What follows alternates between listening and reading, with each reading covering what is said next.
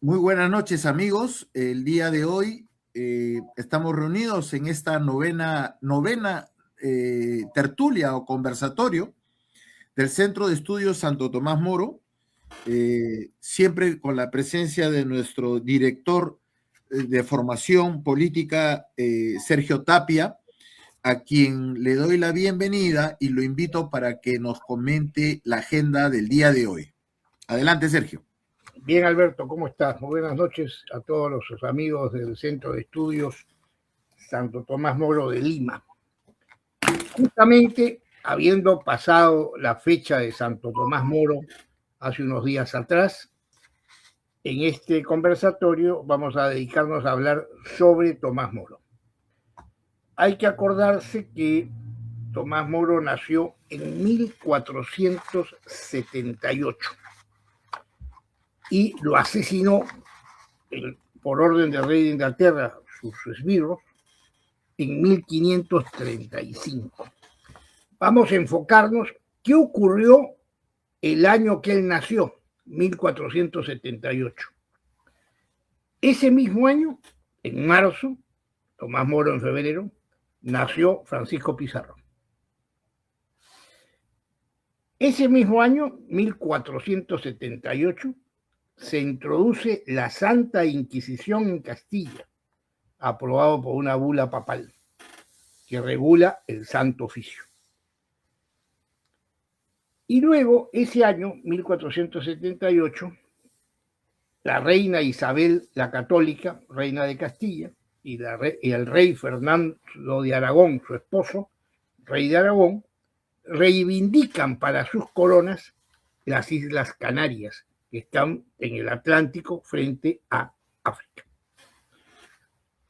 Todo eso está ocurriendo el mismo año que nace Tomás Moro, 1478. Todavía no se había descubierto América. Y lo asesinan, es mártir de la Iglesia Católica, dio su vida por la Iglesia Católica, en el año 1535. ¿Y qué ocurre en ese año? El 18 de enero, Francisco Pizarro funda la ciudad de Lima, la ciudad de los Reyes. ¿Qué coincidencia? Nacen el mismo año. Y cuando a Tomás Moro entra en el año que ingresa al cielo como mártir triunfante, Francisco Pizarro está fundando Lima. Unas coincidencias históricas. En el año 1535, año de la fundación de Lima, nace García Hurtado de Mendoza, que es el octavo virrey del Perú. Y el 15 de octubre del año 35 llega como primer virrey de México, que gobernará después como segundo virrey del Perú, Antonio de Mendoza Pacheco. Luego, en octubre de ese año, 1535, Carlos V, el que dona a Lima la bandera amarilla con el escudo, con los dos, algunos dicen águilas, otros gallinazos, no sé, de Lima, ¿no? Conquista Túnez y liberó 20.000 esclavos cristianos que tenían los musulmanes otomanos en Túnez. Y es por eso también ese día ocurre una invasión en Milán de parte de los protestantes alemanes apoyando a los otomanos musulmanes, que les permite invadir Hungría y amenazar Venecia y lograr el Mediterráneo. Esa es la vida de Tomás Moro entre su nacimiento y muerte en sus contextos. De él vamos a hablar, Alberto, en esta oportunidad, teniendo en cuenta que casi estamos acercándonos, estamos 2026, estamos a 9 años de los 500 años de la muerte de Tomás Moro. Fue 1535 y vamos a estar próximamente en el 2035.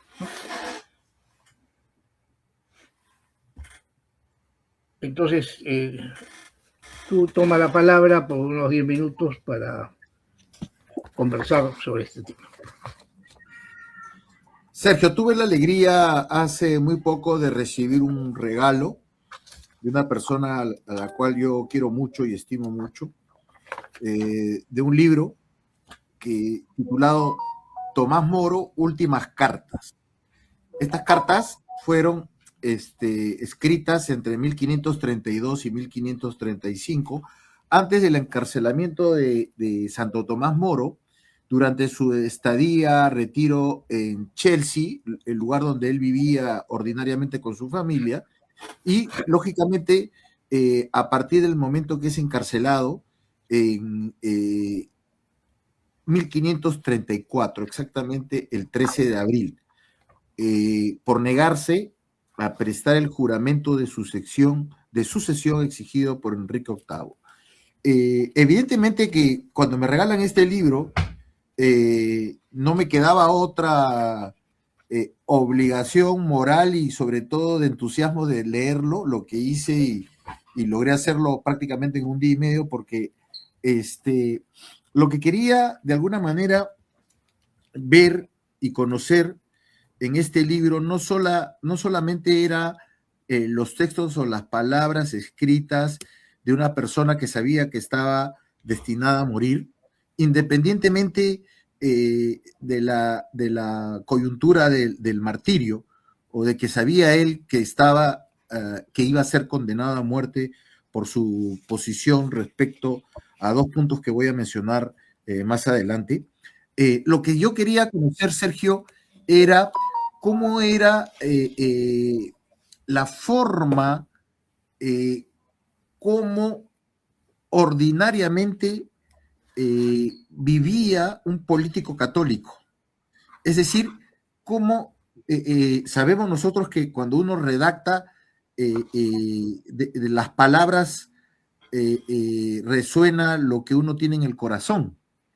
Entonces, en los días de hoy, Sergio, muchos pensamos y de alguna manera trabajamos y hacemos apostolado laico en exigir que los católicos debemos participar en política, pero no solamente, y ya lo hemos comentado en las sesiones anteriores, no solamente tiene que ver con cuestiones de una política económica de derecha, de defensa de la propiedad o de posiciones, sino que de qué manera Dios está involucrado en nuestros actos ordinarios como políticos.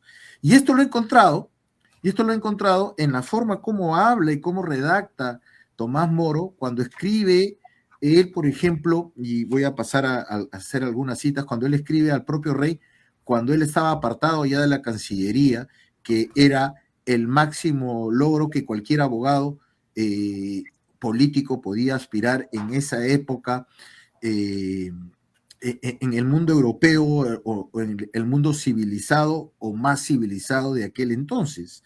Estamos hablando 1500, en los años 1500 en que Europa se encontraba completamente convulsionado, sobre todo el germen del relativismo cartesiano, del positivismo, que ya había penetrado el corazón de muchos, más allá de las logias masónicas y de todo ese discurso que, por cierto, digamos, fue lo que fermentó la vida ordinaria de las personas, de la población.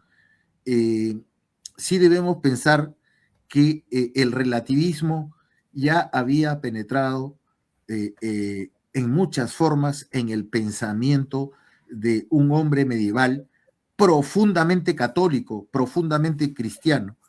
Aquel hombre que desde el momento que se despertaba, se arrodillaba y rezaba a Dios, de repente de una manera muy rápida para agradecerle un día nuevo en su vida, y que al momento de comer también agradecía a Dios por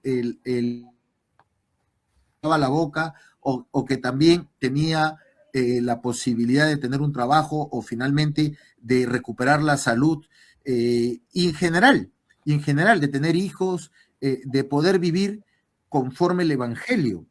Porque es importante, Sergio, que los católicos tengamos muestras evidentes y palpables de lo que es la vida del Evangelio.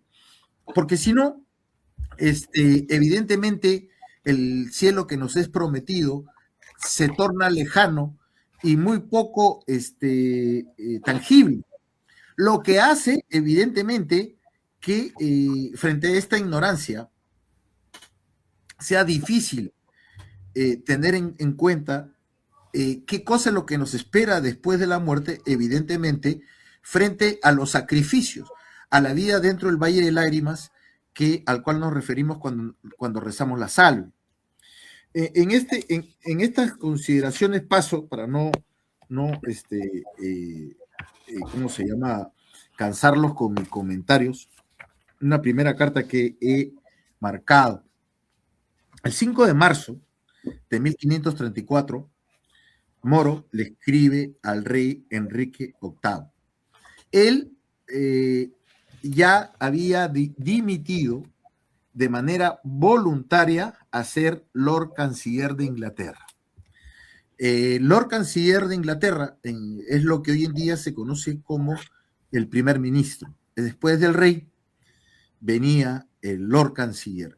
Y era un título no solamente honorífico, no había un mando, había una capacidad de gobierno sobre las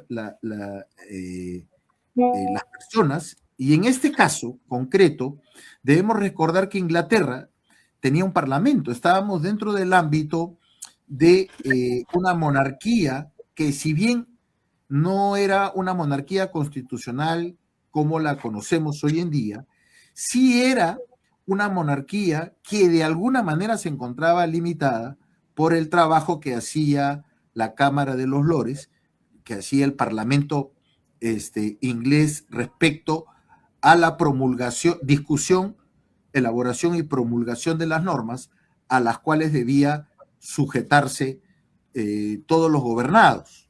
Y esto es importante mencionar porque debemos también tener en consideración que en este entonces lo que ya se conoce con abundancia, Enrique VIII todavía no había roto con Roma. Y estando que Enrique VIII no había roto con Roma, todavía era súbdito de la Iglesia Universal, la única y verdadera la Iglesia Católica, y los actos que hacía el rey era, si bien que tenía la capacidad del gobierno, se encontraba sometido a la ley universal, que era las leyes dadas por la Iglesia Católica, sobre todo en materia de orden moral. Pero bueno, voy a la lectura del texto.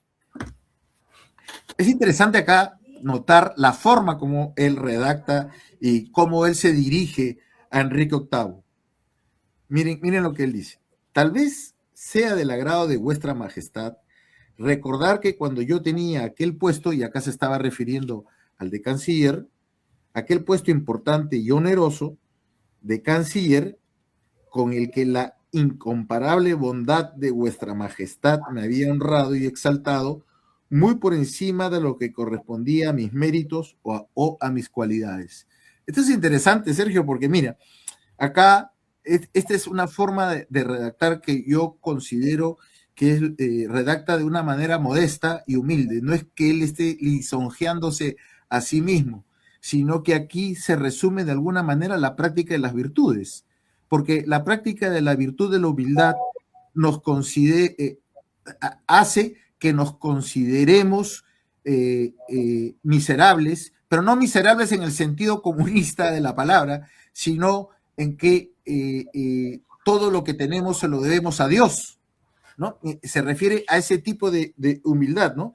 Y agradece al rey por haberle concedido tal honor. Y esto es interesante porque el rey en este mundo cristiano de aquella época representaba a Dios en la tierra, después del Papa para aspectos religiosos, pero para aspectos terrenales, el padre de la familia, de la gran familia inglesa, en este momento, porque él era rey por voluntad de Dios. En ese sentido, Enrique VIII era un gran padre y no solamente era un monarca, un rey, sino era un gran padre al cual se le rendía pleitesía, pero no por lisonja, por petulancia, se le rendía pleitesía porque era una persona que estaba llamada a gobernar por deseo y mandato de Dios. Entonces, había aquí una subordinación voluntaria, había una subordinación querida, deseada, comprendida en base a los méritos de las personas, en base a la humildad. Y hay algo aquí fundamental que hoy en día lamentablemente ha desaparecido, que solo esto puede existir en la medida que no quepa la envidia. La gente que tiene envidia, aquella persona que comienza a desear lo que tiene otro, no solamente por bienes materiales, sino también por bienes espirituales, porque hasta los bienes espirituales se envidian, no puede tener la capacidad de comprender la veneración que tiene un súbdito sobre aquel que está por encima de él por voluntad de Dios. Lo que sucede también, Sergio, dentro del ámbito de la vida monacal, porque en el ámbito de la vida monacal, los frailes, los hermanos, los hermanos regulares, ven a su superior como un padre y lo ven y lo admiran y lo quieren y lo aman y lo protegen porque en él ven a Dios, evidentemente, porque ven de alguna manera reflejado a Dios en la superioridad y además porque Dios ha querido la diferencia entre las personas. Entonces, vemos que en este pequeño texto, Sergio, podemos analizar de manera profunda un orden cristiano que lamentablemente en los días de hoy ya no existe. Y tenemos que hacer la comparación para poder comprender y entender con claridad por qué es que se escribe de esta manera. No es porque Tomás Moro sea un débil mental, o si quiere llamarlo de alguna manera, un pobre estúpido que estaba escribiendo una serie de tonteras dirigido al rey, sino porque era algo que realmente él lo vivía, porque de alguna manera el evangelio prometido por nuestro Señor Jesucristo en vida ya se había plasmado, ya se había materializado en las sociedades cristianas, en las sociedades, porque nuestro Señor Jesucristo, cuando Él habla y dice que debemos querernos y amarnos bien y que debemos querer al prójimo, este tipo de mensajes y este tipo de comentarios, como lo redacta Moro, plasma o muestra de una manera muy pequeña cómo es que el reino de Cristo se había desarrollado dentro de la sociedad o lo que hoy se conoce como civilización cristiana. Permíteme un poco más del trecho porque creo que he comentado más de lo que he leído. Mira lo que dice. Fue del agrado de vuestra majestad decirme que por el servicio que antes le había hecho y que vuestra bondad quiso también en esta ocasión elogiar de manera muy superior a mis merecimientos, cualquier petición que en adelante hiciera yo a vuestra majestad, bien fuera en algo referente a mi honor, esa es la palabra que a su majestad le plugo usar, o en algo que atañese a mi provecho, encontraría siempre en su majestad un señor bondadoso y muy bien dispuesto hacia mí. Entonces, la forma como él redacta y cómo se dirige al rey es realmente encantadora, porque si te das cuenta, Tomás Moro es un hombre mucho mayor en edad en estos momentos que Enrique VIII. Es un hombre que le debe estar llevando 25, 30 años. Recordemos que Tomás Moro no solamente fue Lord Canciller, sino que fue presidente de la sala de jueces. O sea, él llegó al máximo escalafón de jueces siendo abogado. Él fue y se desarrolló y ejerció la abogacía también como gran juez. Y por lo tanto su capacidad de conocimiento de jurisprudencia de las leyes inglesas de ese momento era pues, bastante importante. Y era un hombre que por sus propios méritos y por su capacidad y su inteligencia había alcanzado los mejores puestos en la magistratura inglesa. Sin embargo, a pesar de eso, él se dirige a un hombre que tenía 35 años, 20 o 30 años menos que él, y de alguna manera se allana, se somete y le dice, alguna vez tú dijiste, lógicamente cuando estaba trabajando con él, que cuando yo necesitase algo, yo bastaría que te lo pidiese. Y en esta posición es que él, a pesar de la superioridad en capacidad, en inteligencia que tenía Moro sobre Enrique VIII, le escribe para hacerle una petición respecto a los problemas que él tenía cuando ya se había apartado de ser canciller, y él se aparta de ser canciller justamente para evitar tener problemas con Enrique VIII. Él se aparta, Sergio, porque Enrique VIII ya había comenzado a tener problemas respecto a la descendencia. Evidentemente, la descendencia ha sido un gran pretexto para poder justificar los problemas de infracción al sexto mandamiento. Concretamente me estoy refiriendo a los pecados de lujuria, ¿no? Era un hombre entregado lamentablemente a la sensualidad, lo que hoy en día prácticamente es algo natural, ¿no? La vida sensual. Ojo que no me estoy refiriendo sensual simplemente al sexto mandamiento, porque lo sensual es todo lo sensorial.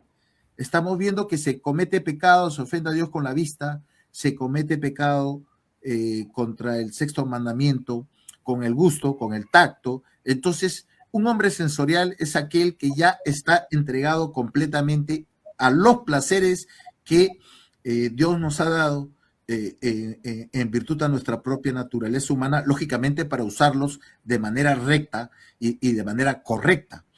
En este caso, Enrique VIII, si bien que había sido elogiado por el Papa y lo había nombrado defensor del catolicismo por los libros que había escrito contra Lutero y contra el protestantismo en general, él lamentablemente había sucumbido, no solamente por sus propios vicios, sino porque la propia corte inglesa en aquella época ya había transado con el relativismo y se había entregado a los pecados de manera general, de tal manera que para que Enrique VIII pudiese justificar, apartar a Isabel, su primera esposa, del trono, se justificó por el hecho de que no podía tener un hijo masculino, y también porque él, sabiendo que su matrimonio era completamente válido, de alguna manera comenzó a presionar a la iglesia, a los obispos ingleses, para que no solamente declarasen la nulidad de su matrimonio, sino que también consintiesen que los futuros matrimonios que él iba a tener en ese momento sean válidos. Y esto ya lo veía venir, Tomás Moro, y frente a estas circunstancias, para no comprometerlo al rey, o sea, él hace un acto de caridad también.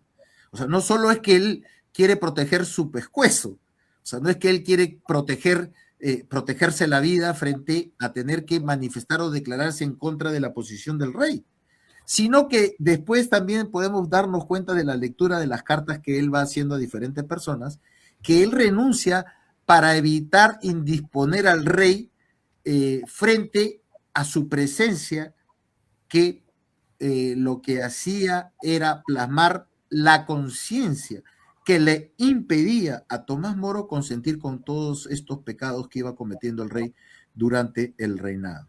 Esto hace que él se retire del cargo y se vaya a Chelsea con la finalidad de jubilarse y apartarse totalmente de la vida política.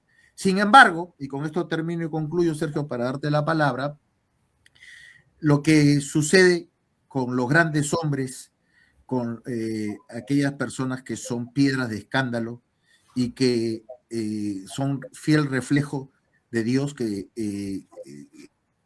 cumplen con aquella palabra del Evangelio que dice que tus palabras sean sí, sí, no, no, y que no son tibios. Él era en verdad una verdadera piedra de escándalo, porque Tomás Moro en vida significaba que él no consienta en los deseos del rey, significaba una afrenta viva, significaba una piedra en el zapato y significaba además una afrenta permanente al relativismo que Enrique VIII había impuesto en toda su corte, que era completamente lambiscona. Entonces, vemos pues cómo los católicos, Sergio, estamos llamados a ser piedras de escándalo, y que en todo momento, si queremos ser verdaderos católicos, evidentemente vamos a estar llamados a ser otros Tomás Moro, ¿no? Bien. Por ahora comento esto. Muy bien, muy bien. Hermosa fuente bibliográfica esto de las cartas del epistolario de Tomás Moro. Hay que recordar que Tomás Moro en 20 años hizo su carrera política. A los 31 años inicia su reinado Enrique VIII en 1509. 31 años tenía Tomás Moro, y Tomás Moro entra ya al servicio real como consejero y servidor personal del rey, su consejero privado. 12 años más tarde, a los 43 años, en 1521, realiza una misión diplomática ante el emperador Carlos V, el gran rey de España y de Alemania.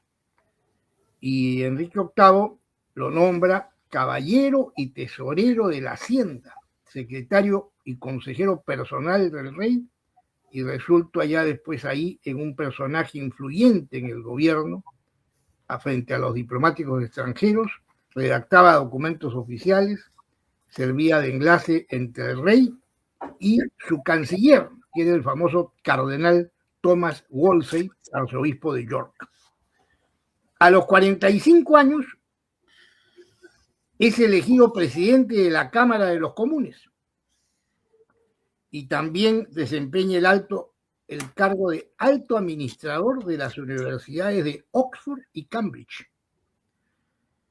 Y cuando tiene 51 años de edad, se inicia como canciller, lo que implicaba tener el control judicial y administrativo de gran parte de Inglaterra. Como canciller estará 6 años hasta su muerte, o un año menos, ¿no? 5 años hasta su renuncia y un año más hasta su muerte. En 26 años, pues, o 25 años, esa es su carrera política. Yo más bien voy a hacer referencia a lo que es Tomás Moro en un libro que escribió en la cárcel, mientras esperaba la muerte algo más de un año. Y es su reflexión sobre la agonía de Cristo, leyendo el Evangelio, los 4 versiones, los 4 evangelios sobre cómo se produce la agonía de Cristo. Escribe un libro hasta donde le alcanza el tiempo, porque después le quitan los manuscritos, le impiden escribir. El libro tiene 2 partes. Es un libro inconcluso, con 2 partes. La primera se llama Sobre la tristeza, aflicción, miedo y oración de Cristo antes de ser capturado. Y la segunda parte se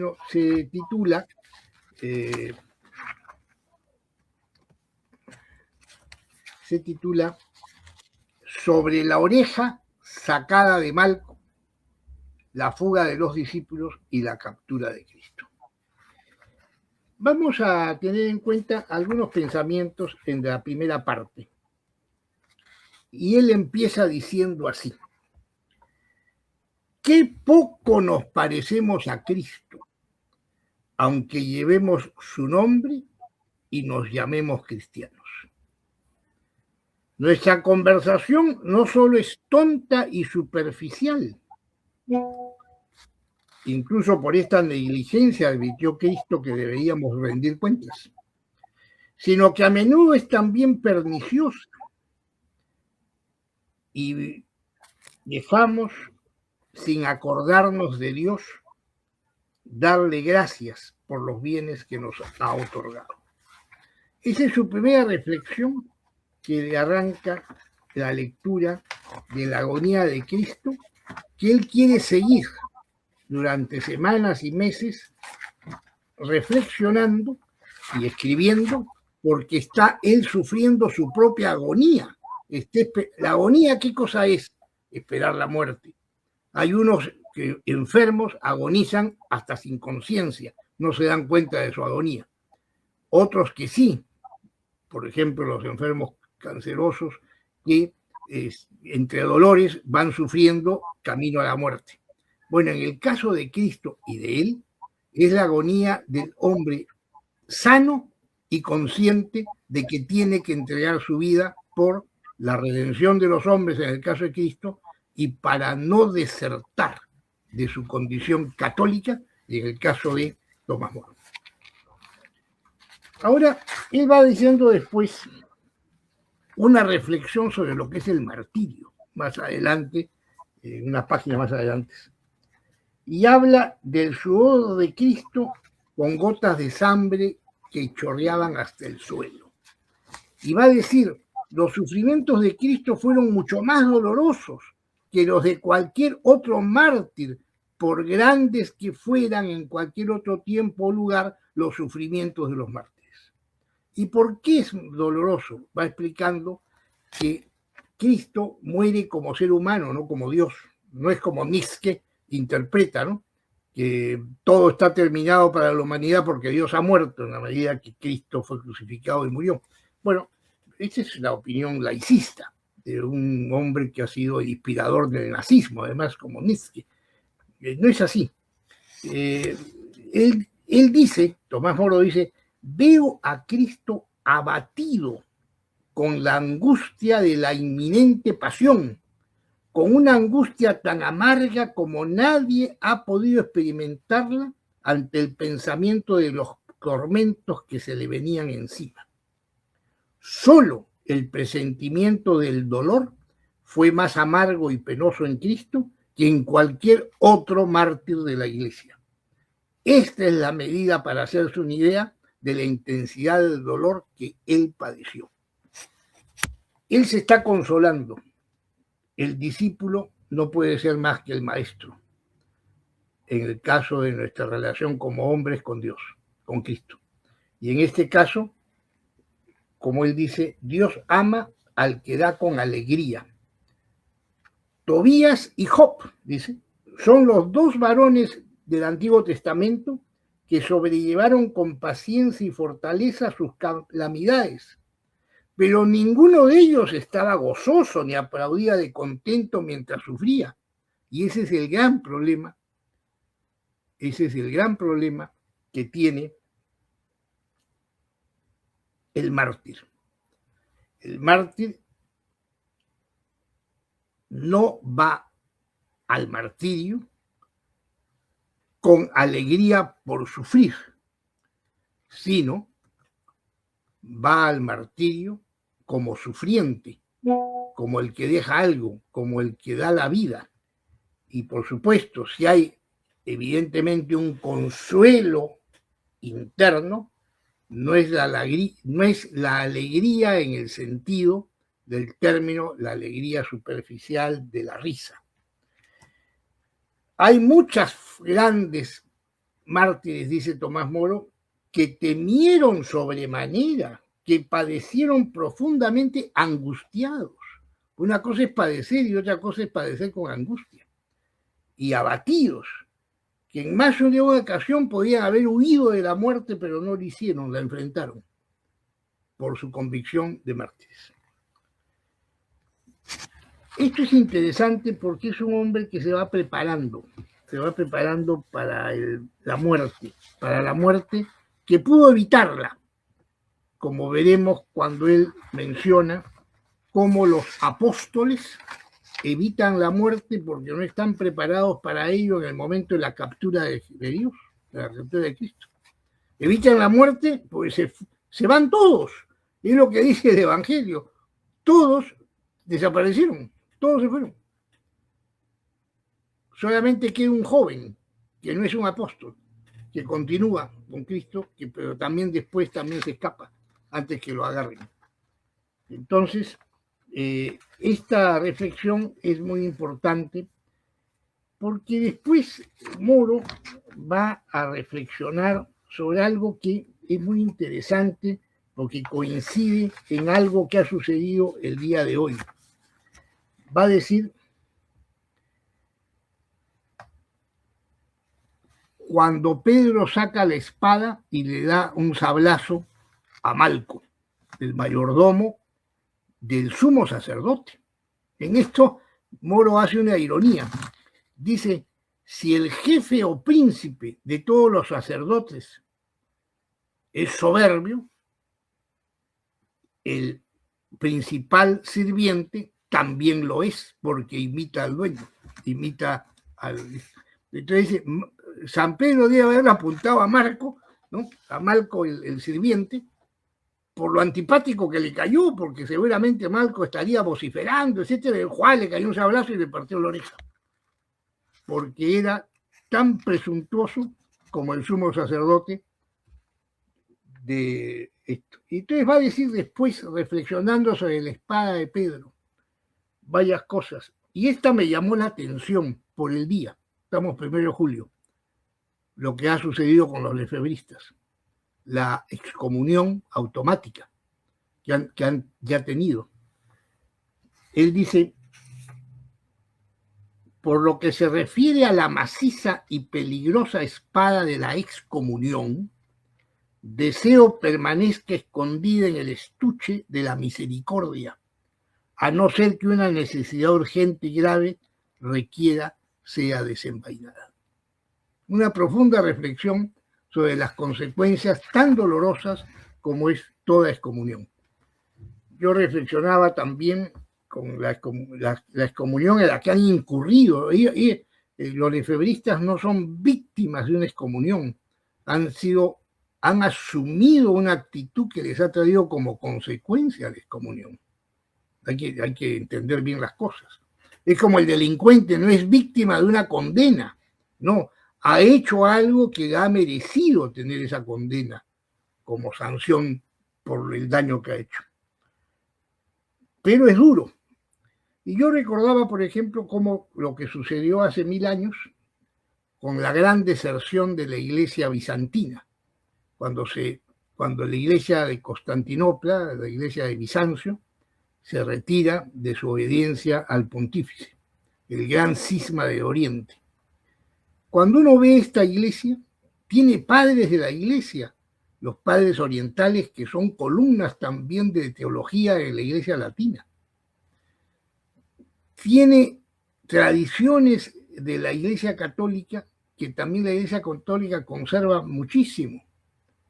Más aún, cuando un católico se pone al lado de un ortodoxo, de un bizantino, parece como que ellos fueran mucho más tradicionalistas que el más tradicionalista latino del catolicismo.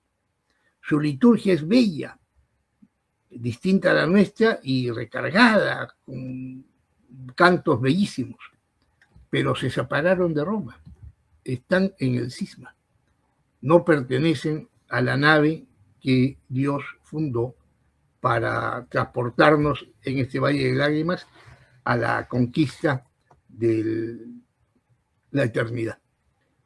Esto son reflexiones que evidentemente invita Moro con sus textos esperando la muerte alrededor de la agonía de Cristo. Y te dejo con el uso de la palabra, Alberto. Gracias, Sergio. Sí, pues lo que ha sucedido es un asunto que nos duele, nos lastima, pero totalmente de acuerdo con lo que acabas de mencionar, en el sentido de que la condena del que delinque ha sido consecuencia de los propios actos de la persona que infringe la norma, la ley, ¿no?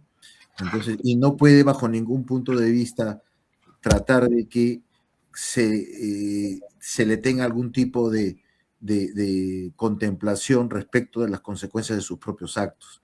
Y esto es algo que de alguna manera se veía venir en actitudes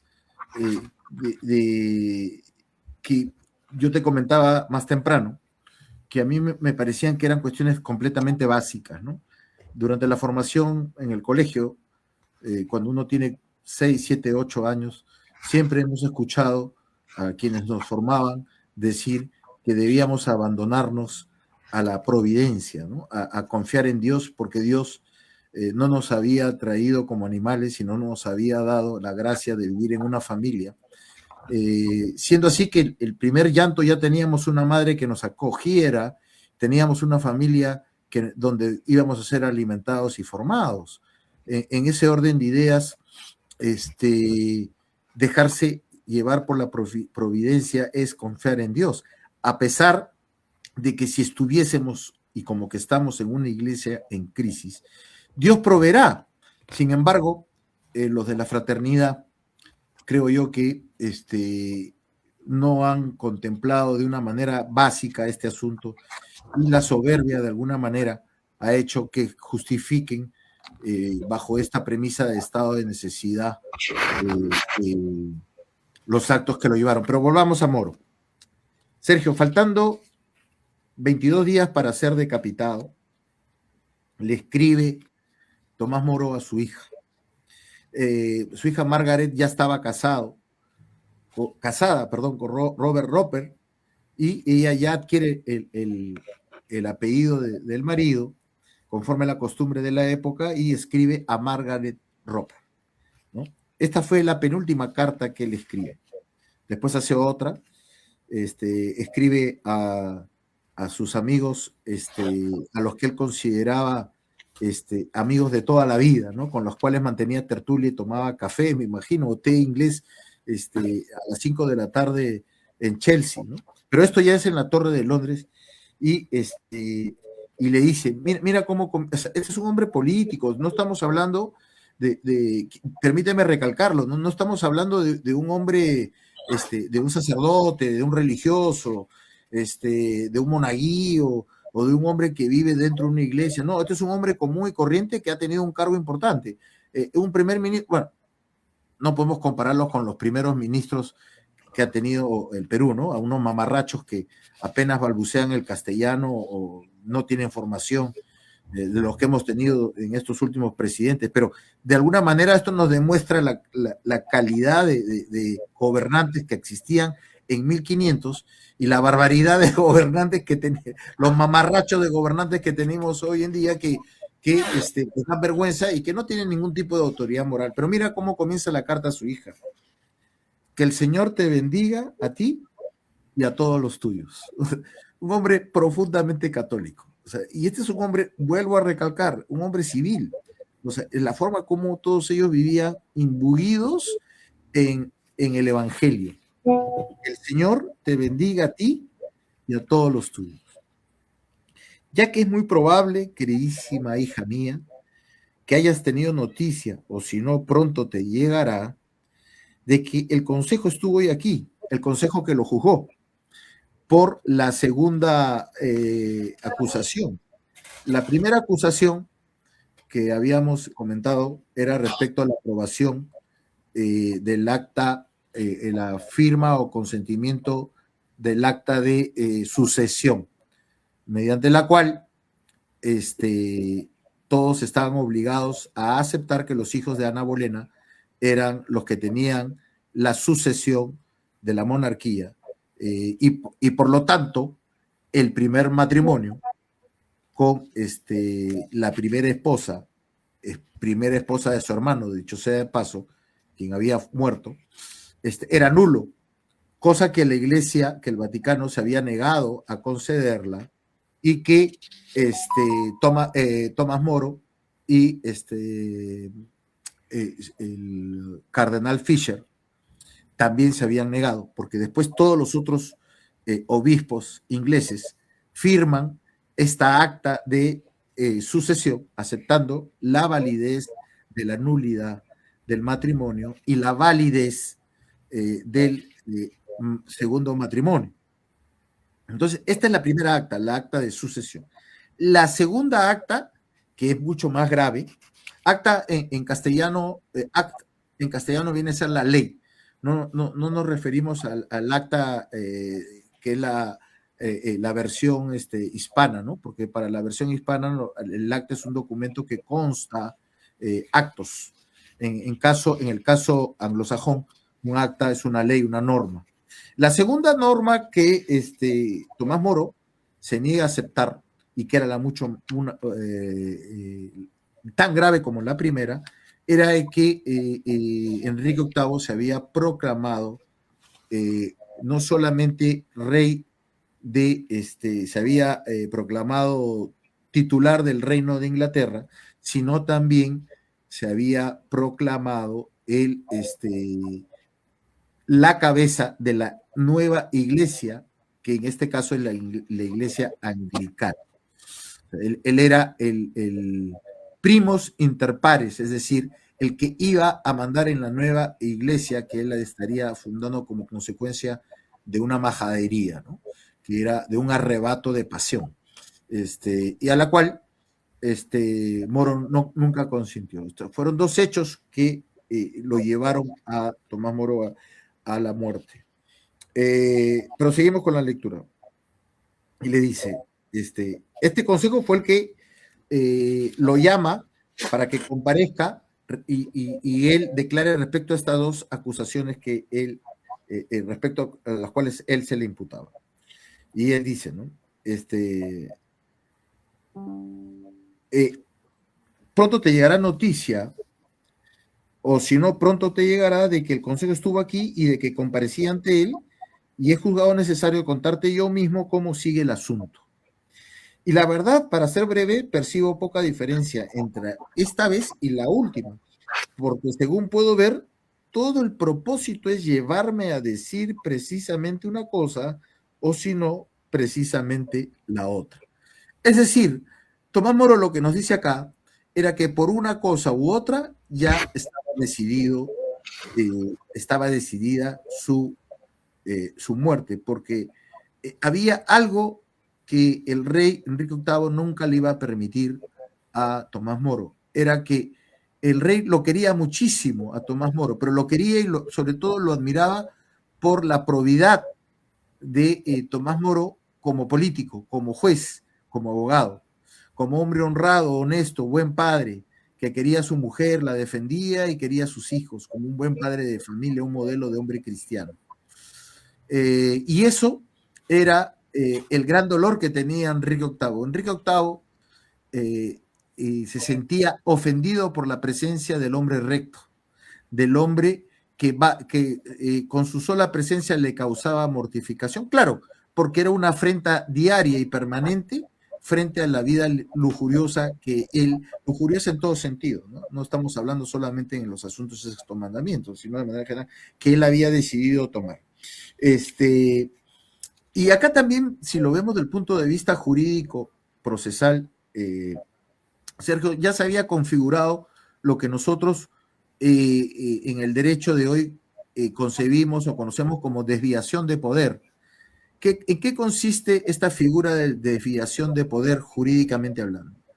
Que la administración pública que detenta el poder y tiene legitimidad para utilizar la potestas que la población le concede a la autoridad pública, utiliza el poder que tiene y del cual lo ostenta legítimamente para realizar actos contrarios a la ley, para realizar actos distintos para los cuales la ley fue concebida, ¿no? Un ejemplo de la desviación de poder es que yo te mando una carta notarial y te hago un proceso para revocar tu licencia de funcionamiento y ya no interesa que tú te defiendas. O sea, tu defensa es una apariencia de derecho.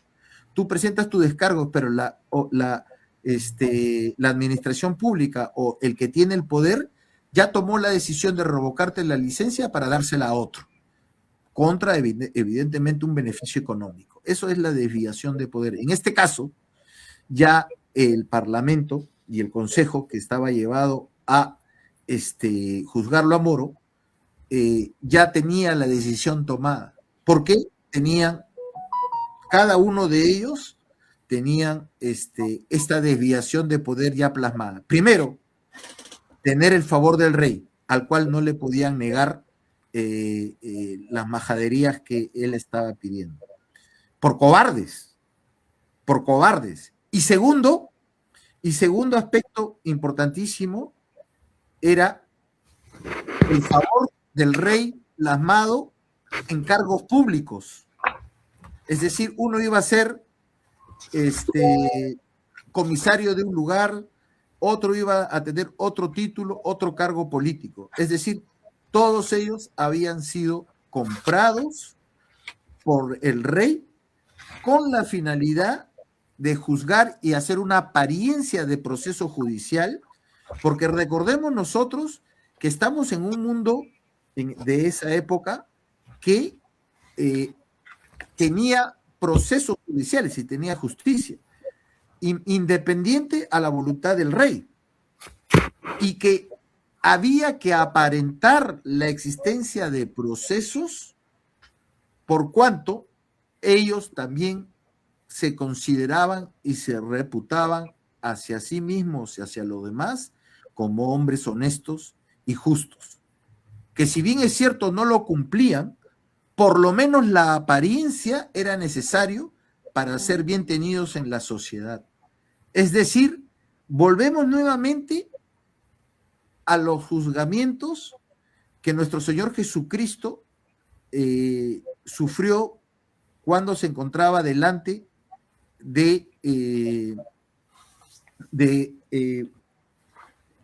los judíos, que también tenían procesos judiciales de sus propias formas, pero todos ellos aparentaban virtud y justicia al punto que nuestro Señor Jesucristo los llama a ellos tumbas blanqueadas, porque todos ellos eran falsos.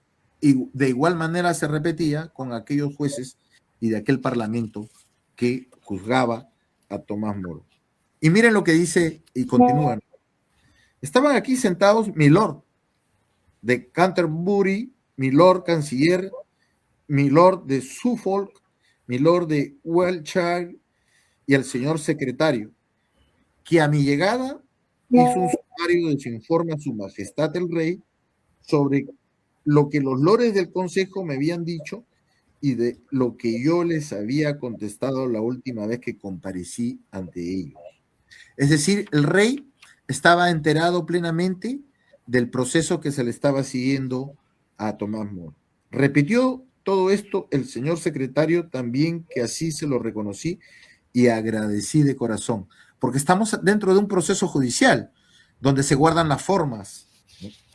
Siguió después diciendo que su majestad, el rey, no estaba de ninguna manera contento ni satisfecho con mi respuesta, sino que pensaba que con mi conducta había hecho mucho daño y había sido una influencia nociva en el reino.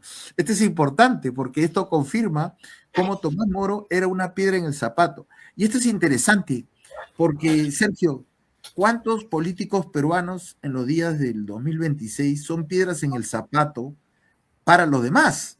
Porque de alguna manera, si nos llamamos ser católicos, estamos llamados a ser piedras en el zapato con nuestros comportamientos y con nuestras conductas ordinarias. Y no necesitamos un reino, porque cada uno de nosotros tiene su propio reino.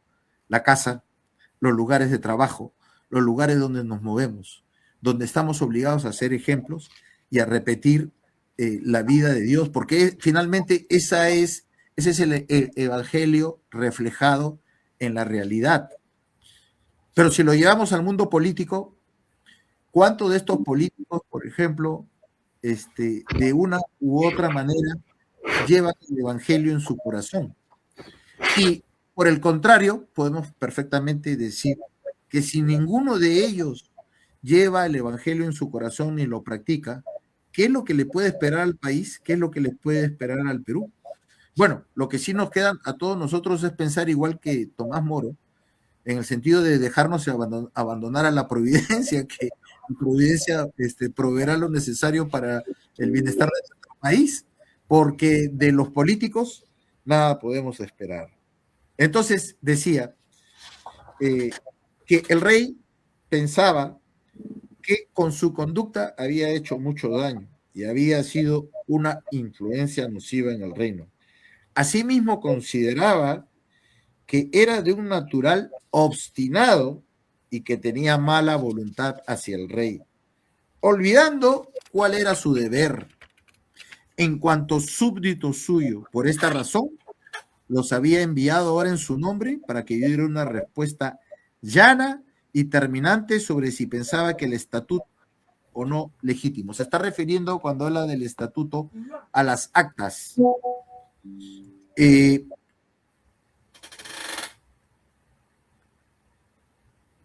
Y le ordenaba, basándose en su promesa de lealtad y obediencia al rey, a que diese una respuesta completamente llana.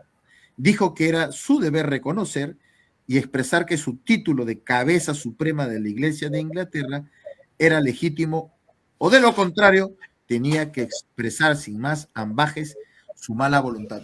Lo que era importante desde el punto de vista jurídico es que había que tener una prueba para condenarlo, Sergio. Y no existía pruebas, porque nunca él había declarado de manera personal a terceras personas, nunca había declarado que él se oponía a que Enrique VIII fuera la cabeza de la Iglesia de Inglaterra. Por eso es que Enrique VIII andaba permanentemente ofuscado por la actitud de Moro, porque Moro no hablaba. Es más, en las películas vemos cuando él reacciona y se molesta porque uno que fue su secretario y que lo traiciona y lo nombran lo nombran representante del rey en Wales, ¿no? Lo traiciona a Moro y lo acusa a Moro de haberle comentado a él en forma personal que Enrique VIII no era cabeza de la iglesia anglicana o la iglesia de Inglaterra. Y Tomás Moro le increpa y le dice, oye, yo me he callado por todos lados y no le he dicho a nadie que Enrique VIII no es cabeza de la iglesia de Inglaterra y que eso está prohibido y no está permitido. No se lo he dicho a nadie, estoy aquí en la cárcel y tú crees que yo a ti te lo hubiese dicho. Lo humilla, ¿no? Con esa fortaleza con que él se lo dice, porque con eso demuestra que este era un hombre traidor. Delante de todo el consejo le dice, ¿no? Yo me he callado y este hombre, este don nadie, que ha ganado un puesto de representante del rey en Wales, yo a él le voy a dar la confidencia de mi corazón. Entonces todo el mundo se queda en silencio y es apabullante la forma como él, con razón lógica y jurídica, logra ir tumbando todas las acusaciones. Pero él dice en esta carta, Sergio, esto me quedo por acá, él dice finalmente que él nunca ha tenido mala voluntad con el rey y que toda la vida ha procurado lealmente mirar primero a Dios y luego al rey, de acuerdo con la lección que el propio rey le enseñó al entrar en su noble servicio. O sea, esto es formidable porque el propio rey, cuando escribe este libro en defensa de la cristiandad en contra de Lutero, señala que en la conciencia primero debía mandar Dios y después las leyes de la sociedad o las leyes positivas, ¿no? Entonces, con los propios argumentos que el mismo rey y el mismo consejo, él logra rebatir. Sin embargo, no debemos olvidar, Sergio, que este es un hombre que está encarcelado más de 12 meses, ¿no? Y que, como tú bien lo has mencionado, se le va privando poco a poco, le quitan sus libros, le quitan los papeles con que escribe, le quitan las visitas de la familia y le quitan la luz de la mazmorra donde está. Entonces, todo está hecho para doblegar su voluntad, sin embargo, no lo hace así, ¿no? Vemos cómo la conciencia de Moro se mantiene incólume y no me cabe duda, ya este es un pensamiento muy personal, que él debe haber recibido visitas de ángeles o visitas de diversos puntos que lo han ido confortando en este cautiverio tan largo y tan doloroso que ciertamente Dios nos da como recompensa no solamente en la vida eterna, sino también en este valle de lágrimas, ¿no? Con esto me quedo por acá, Sergio. Muy bien, Alberto. Yo estaba tomando para notas en este conversatorio el libro de Tomás Moro que escribe en la cárcel esperando su martirio, su muerte. Y este libro se titula La agonía de Cristo, porque son sus reflexiones que hace él sobre la escritura, sobre la Sagrada Escritura, sobre los evangelios, que describen la agonía de Cristo antes del inicio de la pasión. Él está en la agonía, en el tránsito hacia la muerte en la cárcel. Y hay una parte muy interesante que dice, Cristo sigue siendo entregado en la historia. O sea, considerar, meditar, repasar, tener presente los hechos históricos que sucedieron en tiempo de Cristo, en que los apóstoles dormían mientras Jesucristo era entregado, dice Tomás Moro, hay una misteriosa imagen de lo que ocurrirá también en el futuro con Cristo. ¿Qué cosa va a ocurrir en el futuro con Cristo? Tomás Moro dice, pienso que no andamos equivocados al sospechar que se avecina de nuevo un tiempo en que Cristo será entregado en manos de los pecadores. Cuando observamos un peligro inminente de que el cuerpo místico de Cristo, la Iglesia, el pueblo cristiano, es arrastrado a la ruina a manos de hombres perversos e impíos. La nave de Cristo, el pueblo cristiano, es arrastrado a la ruina a manos de hombres perversos e impíos. No se está refiriendo Moro a los enemigos de la Iglesia, se está refiriendo a los perversos e impíos dentro de la nave de Cristo. Esa es la entrega de Cristo en la historia que va a reflexionar. Y con dolor, lo digo, dice Moro, porque ya son varios los siglos en los que no hemos dejado de ver cómo esto acontece en un sitio y en otro. Porque mientras en algunos lugares nos invade el cruel turco, en otras poblaciones enteras son desgajadas por las luchas intestinas de tantas sectas heréticas. Es lo que vivimos hoy día. En el siglo XX vivimos el gran desastre, el gran látigo, la gran tortura para todos los pueblos cristianos y no cristianos que significó el comunismo. Pero también la Iglesia ha sufrido su desgaje de sectas heréticas. Hoy día tenemos una nación herética, Alemania. La Iglesia alemana es herética y a poco va a producirse, además de la herejía, el cisma, porque no obedece al Papa en materia de costumbres o moral. Entonces, cuando lo dice Moro, cuando veamos u oigamos que tales cosas empiezan a ocurrir, la herejía, el cisma, aunque sea muy lejos de nosotros, pensemos que no es momento para sentarse y dormir, lo que hicieron los apóstoles. ¿Durmieron? No, dice, es momento para levantarse inmediatamente y socorrer a los cristianos en el peligro en que se encuentran y de cualquier manera que podamos. Dice más Tomás Moro. Cristo es entregado de nuevo en manos de los pecadores, cuando su cuerpo sacrosanto en la Eucaristía es consagrado y manoseado por sacerdotes lujuriosos, disolutos y sacrílegos. Interesante, porque los hay, pues. Hay sacerdotes enredados en cuestiones con otras mujeres y hay otros sacerdotes enredados en cuestiones homosexuales. Y hay obispos que están enredados en no sé qué sacrilegios. Y entonces esto lo dice Moro hace 500 años. Cuando tales cosas veamos, y desgraciadamente ocurren con mucha frecuencia, dice Moro, pensemos que Cristo mismo nos habla de nuevo. ¿Por qué dormís?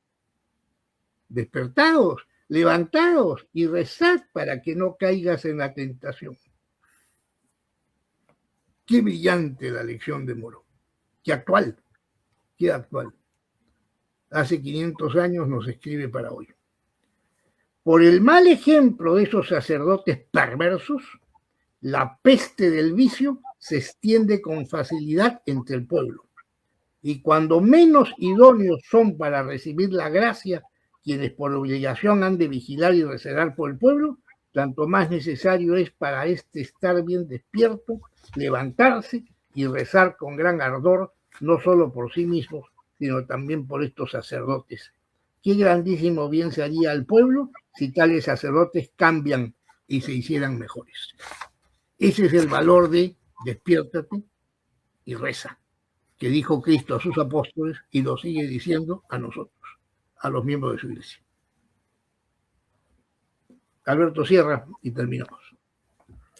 Sergio, lo que acaba de decir es algo, o sea, fundamental en la vida de todos los católicos, porque no se puede, bajo ningún punto de vista, pensar que el hecho de que existan personas como Moro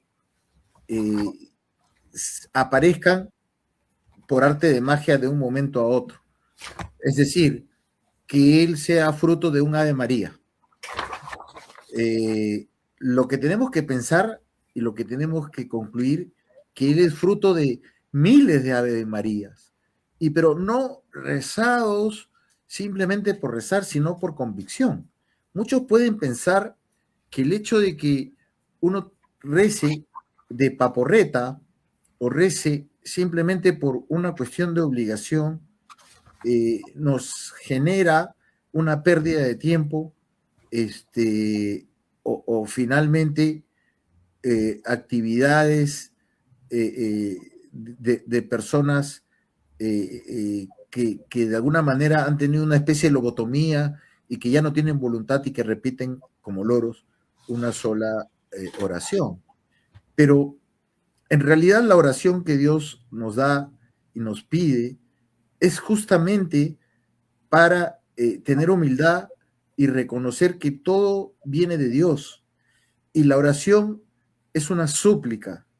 Y la oración hace que podamos tener las gracias para convertirnos e ir adquiriendo todas estas fuerzas que son necesarias para doblegar la voluntad.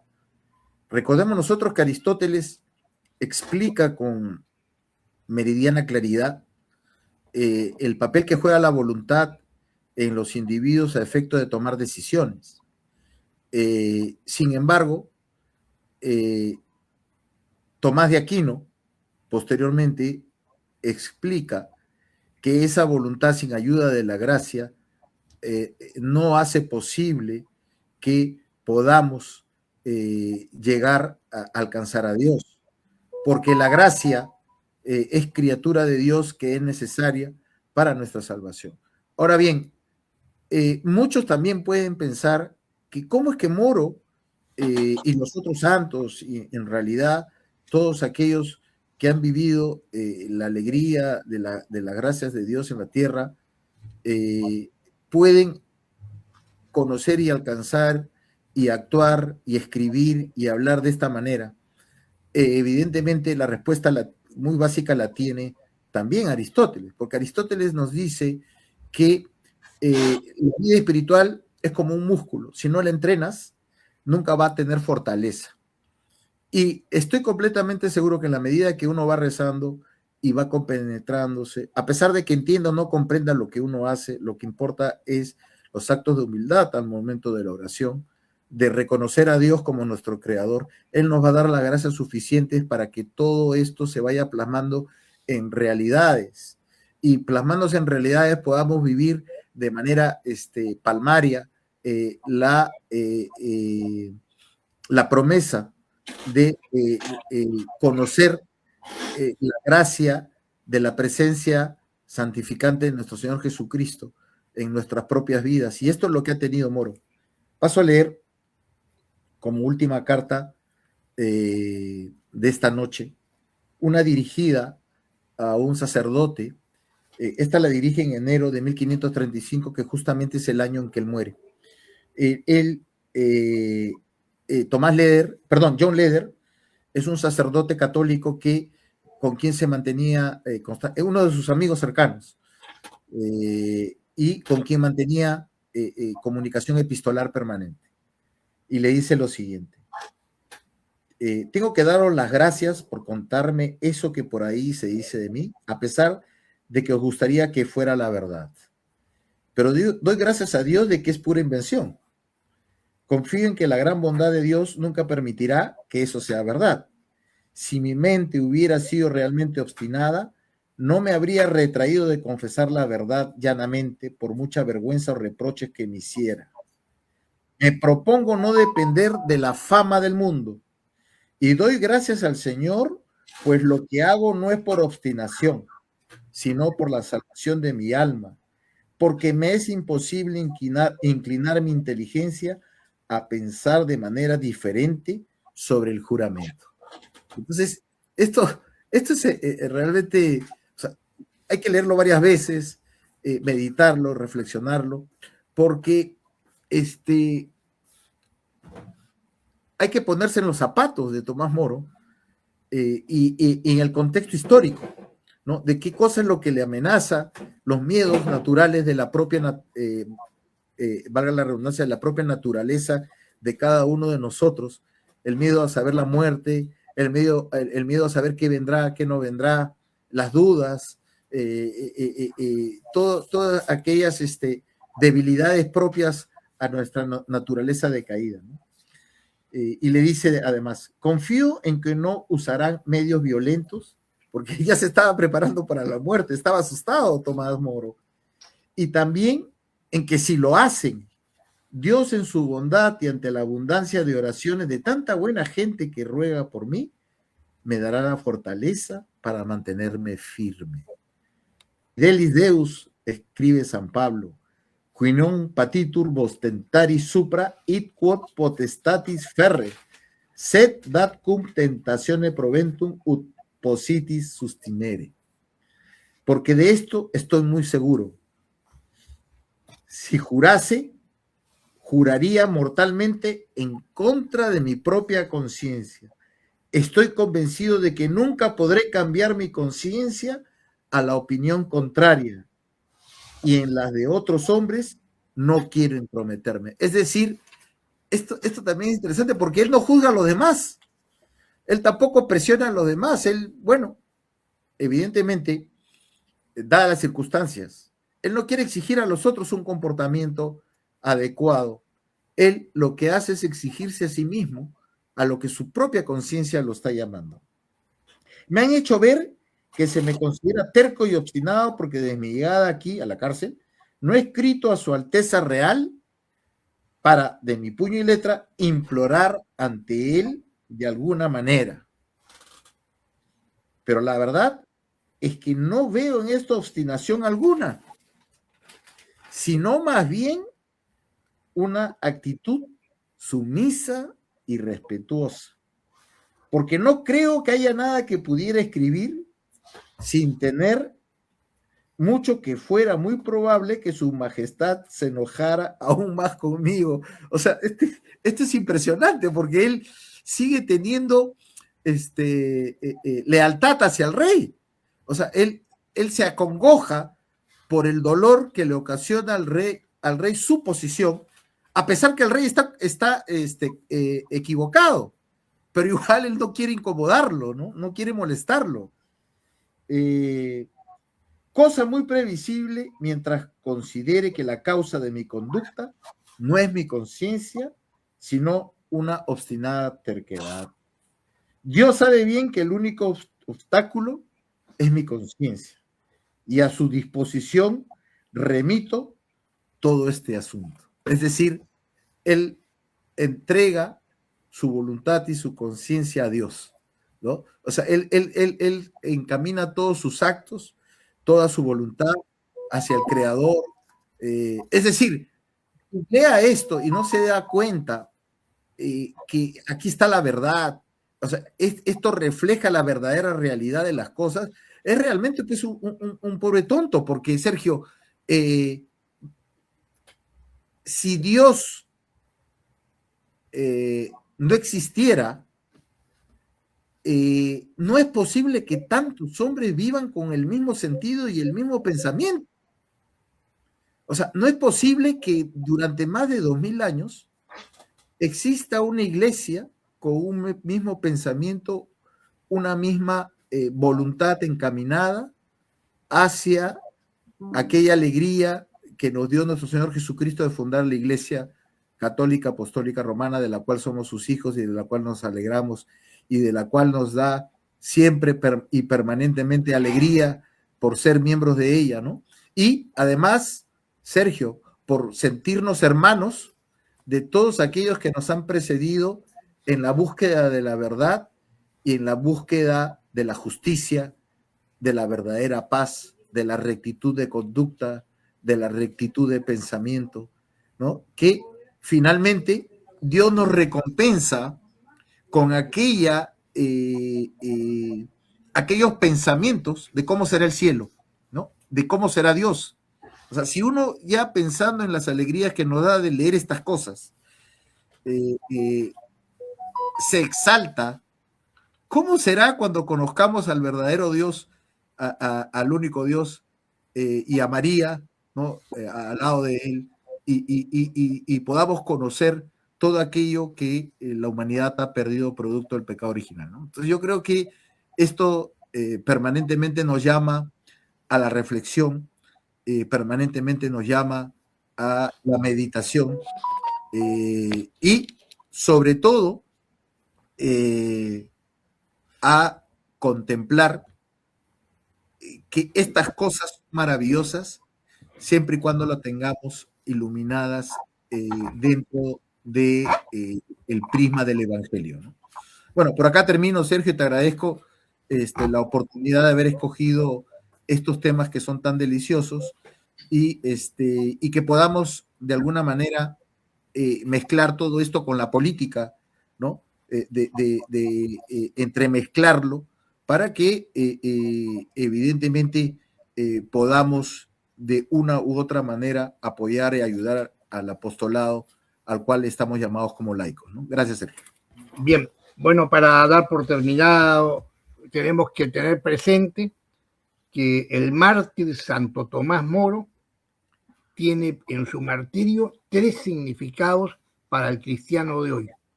Es mártir por defender la unidad de la iglesia, no aceptó el cisma. Es mártir por la libertad de conciencia contra las leyes injustas, como por ejemplo las leyes que sacaron a Inglaterra para perseguir a la Iglesia Católica y perseguir las convicciones religiosas. Y tercero, es mártir por la indisolubilidad del matrimonio cristiano, porque no lo dejó al rey, no le toleró, no lo justificó en el divorcio que quería obtener con la hija de Isabel la Católica, ¿no? Con su esposa legítima. Entonces, este es un mártir de hace 500 años, pero con una actualidad y una vigencia para nuestros días tremenda. Muchas gracias, Alberto.